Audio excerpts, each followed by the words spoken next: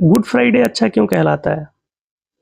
क्या आपने कभी सोचा है, जिस दिन यीशु मसीह को क्रूस पर चढ़ाकर मार दिया गया, उस दिन को गुड फ्राइडे यानी अच्छा शुक्रवार क्यों कहा जाता है? ये तो एक दुखद घटना थी, है ना? एक निर्दोष व्यक्ति को क्रूस पर टांग दिया गया, उसे पीटा गया, अपमानित किया गया और फिर मार दिया गया। तो फिर इसमें अच्छा क्या है? इस सवाल का जवाब समझने के लिए हमें ये समझना ज़रूरी है कि हमारा पाप क्या है, परमेश्वर कौन है और यीशु ने क्रूस पर क्या किया। चलिए एक आसान उदाहरण से समझते हैं। मान लीजिए एक व्यक्ति है, वो गाड़ी चला रहा था और गलती से रेड लाइट पार कर गया।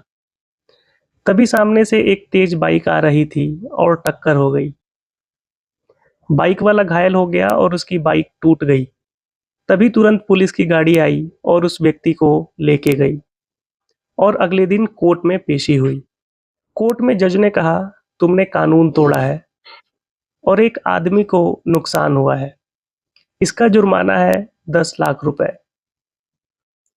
अगर तुम नहीं दे सकते तो तुम्हें 5 साल के लिए जेल जाना होगा।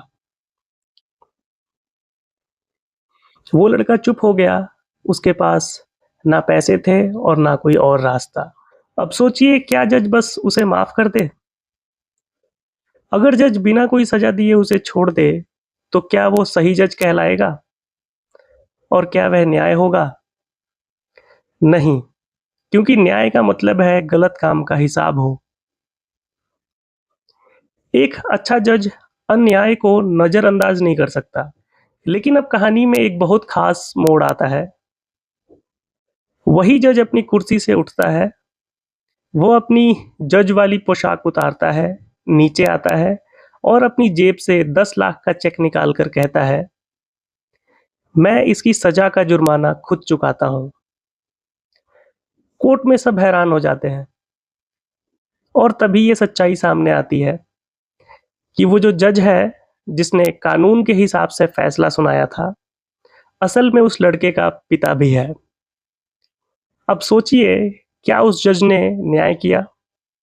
बिल्कुल। क्या उसने अपने बेटे को माफ किया? हाँ। कैसे? उसने सजा को नजरअंदाज नहीं किया। उसने न्याय खुद पूरा किया, उसका कर्ज चुका के। और यही परमेश्वर ने हमारे लिए किया। बाइबल कहती है, जैसा रोमियो 3:23 में लिखा है, सबने पाप किया है और परमेश्वर की महिमा से रहित है। और जैसा रोमियो 6:23 में लिखा है, पाप की मजदूरी मृत्यु है। यानी पाप का नतीजा है परमेश्वर से अलग होना और आत्मिक मृत्यु, जो नर्क यानी हेल है। परमेश्वर एक न्यायी जज है, जो हमारे पाप को बस यूं ही माफ नहीं कर सकता। लेकिन वो सिर्फ एक न्यायी ही नहीं, वो प्रेम करने वाला पिता भी है। इसलिए उसने खुद इंसान का रूप लिया, यीशु मसीह के रूप में, और हमारे पापों की सजा अपने ऊपर ले ली क्रूस पर। जैसा दूसरा कुरिन्थियों 5:21 में लिखा है, जो पाप से अनजान था उसे परमेश्वर ने हमारे लिए पाप ठहराया, ताकि हम उसमें होकर परमेश्वर की धार्मिकता बन जाएं। क्रूस पर जो हुआ वो सिर्फ एक दर्दनाक मौत नहीं थी, वो हमारे लिए चुकाई गई सजा थी। हमारे पाप, लेकिन सजा यीशु की। हमारी गलती, लेकिन बलिदान यीशु का। हमारा जुर्म, लेकिन जुर्माना यीशु ने भरा। जैसा यशाया 53:5 में लिखा है, वह हमारे अपराधों के कारण घायल किया गया, हमारे अधर्म के कारण कुचला गया। हमारी शांति के लिए उस पर ताड़ना पड़ी और उसके कोड़े खाने से हम चंगे हुए। ये यीशु के धरती पे आने से पहले यशाया भविष्यवक्ता ने यीशु के बारे में भविष्यवाणी की थी। और जैसे यूहन्ना 3:16 में लिखा है, क्योंकि परमेश्वर ने जगत से ऐसा प्रेम रखा कि उसने अपना इकलौता पुत्र दे दिया, ताकि जो कोई उस पर विश्वास करे वह नाश ना हो परंतु अनंत जीवन पाए। तो अब सवाल आता है, गुड फ्राइडे गुड क्यों है? क्योंकि उस दिन परमेश्वर ने दिखाया कि वो पाप से नफरत करते हैं, लेकिन पापी से बहुत प्यार करते हैं।